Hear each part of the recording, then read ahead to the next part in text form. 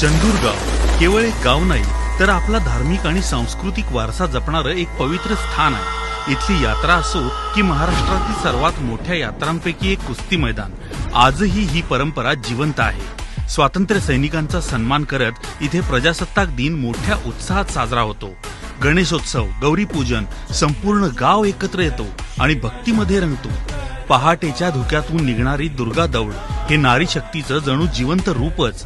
गावचा शाही दसरा ढोल, भंडारा आणि अख्खं गाव एकत्र येऊन साजरा करतं, एक वेगळीच ऊर्जा निर्माण करतो। पण या वर्षीचा एक सुवर्ण क्षण म्हणजे श्री महासिद्ध देवाची उत्सव मूर्ती प्राण प्रतिष्ठा आणि भव्य पालखी भेट सोहळा। योगी अमोघ सिद्धजीच्या गोतावळ्याने भारलेले हे क्षण गावच्या इतिहासात न भूतो न भविष्यती ठरणारे आहेत। भंडारा आणि ढोलाच्या निनादात पार पडलेला हा सोहळा अनुभवण्यासाठी एक भावनिक शॉर्ट व्हिडिओ लवकरच तुमच्या भेटीला।